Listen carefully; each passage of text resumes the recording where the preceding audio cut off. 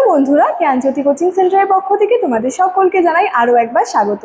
আজকের ক্লাসে আলোচনার বিষয় হচ্ছে সকুলোত্তর পথনাদ কাকে বলা হয় এবং তার সম্পর্কে জানার যে বিভিন্ন উপাদানগুলি রয়েছে, তো এটা নিয়ে আলোচনা করব তোমাদের সঙ্গে। ঠিক আছে? আচ্ছা, আলোচনার বিষয় শুরু করার আগে তোমাদেরকে একটা ছোট্ট ইনফরমেশন দিয়ে রাখি। তোমরা যারা যারা ভাবছো আমাদের সঙ্গে এই সেমিস্টারে অনলাইনে যুক্ত হবে, তারা স্ক্রিনে দুটি নাম্বার দেখতে পাচ্ছ, 7076398606 এবং 6295916282। এই নাম্বার দুটি হলো আমাদের জ্ঞানজ্যোতি কোচিং সেন্টারে অফিসিয়াল হেল্পলাইন নাম্বার। তোমরা যারা যারা ভাবছো আমাদের সঙ্গে অনলাইনে যুক্ত হবে, যে কোনো একটি নাম্বারে যোগাযোগ করে আমাদের সঙ্গে যুক্ত হয়ে যেতে পারো। ঠিক আছে? আচ্ছা, এছাড়াও তোমাদের সেমিস্টারের কোর্স ফি সম্পর্কে বলে রাখি। দেখো, মেজরের কোর্স ফি যেটা রয়েছে সেটা রয়েছে 1199 এবং মাইনরের কোর্স ফি রয়েছে 699। ঠিক আছে? আচ্ছা, এই ছিল ইনফরমেশনের বিষয়। এবার সরাসরি আলোচনার বিষয় শুরু করছি। দেখো, প্রথমেই বলেছি আজকে ক্লাসে আলোচনার বিষয়টা কিন্তু খুবই ছোট্ট এবং খুবই একটা সিম্পল বিষয়, যে সকুলোত্তর পথনাদ কাকে বলা হয় এবং তার সম্পর্কে জানার জন্য যে বিভিন্ন উপাদানগুলি রয়েছে সেই উপাদানগুলি নিয়ে। ঠিক আছে? আচ্ছা, প্রথমত যেটা বলেছে, সকুলোত্তর পথনাদ ছিলেন হর্ষবর্ধন, সমগ্র উত্তর ভারতের সম্রাট।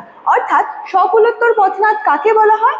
হর্ষবর্ধনকে কিন্তু বলা হয়ে থাকে। ঠিক আছে? আচ্ছা, এই হর্ষবর্ধন ছিলেন কিন্তু সমগ্র উত্তর ভারতের সম্রাট।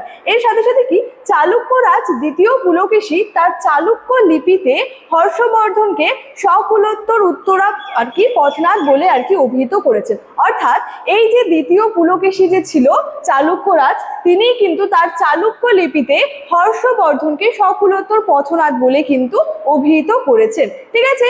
এবং বলেছে হিমালয় থেকে বিন্ধ্য পর্বত এবং কামরূপ থেকে কাশ্মীর পর্যন্ত তার রাজ্যসীমাটা কিন্তু বিস্তৃত ছিল।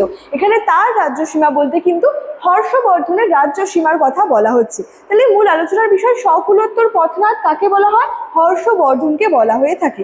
হর্ষবর্ধন যে সমগ্র উত্তর ভারতের সম্রাট ছিলেন এবং তার যে রাজ্যসীমাটা, যেটার বিস্তৃতি সম্পর্কে বলা হয় যে হিমালয় থেকে বিন্ধ্য পর্বত এবং কামরূপ থেকে কাশ্মীর পর্যন্ত তার রাজ্যসীমাটা কিন্তু বিস্তৃত ছিল। ঠিক আছে?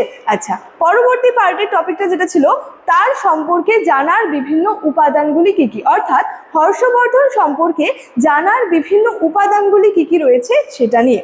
আচ্ছা, দেখো, বলেছে হর্ষবর্ধন সম্পর্কে জানার জন্য যে উপাদানগুলি রয়েছে সেগুলি রয়েছে হচ্ছে হর্ষবর্ধনের সভাকবি বাণভট্ট রচিত হর্ষচরিত।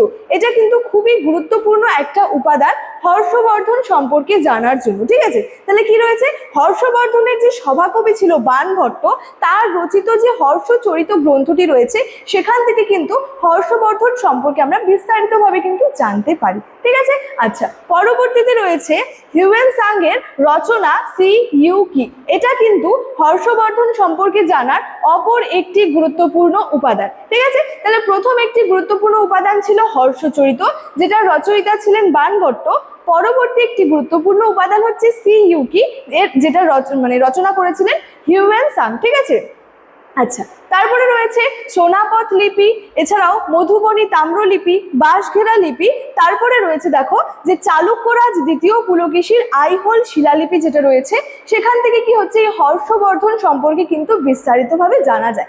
এই যে হর্ষবর্ধন, সম্রাট হর্ষবর্ধন সম্পর্কে জানার কিন্তু বিভিন্ন উপাদান রয়েছে এবং সেখান থেকেই বেশ কিছু উপাদানগুলি নিয়ে আলোচনা করলাম, যার মধ্যে যেই উপাদান দুটি বিশেষভাবে গুরুত্বপূর্ণ সেটা ছিল হচ্ছে হর্ষচরিত আর সি ইউ কি, হিউয়েনসাংয়ের যে রচনা সি ইউ কি এবং বাণভট্টের যে রচনাটা ছিল হর্ষচরিত, সেখান থেকে কিন্তু আমরা হর্ষবর্ধন সম্পর্কেও জানতে পারি। ঠিক আছে?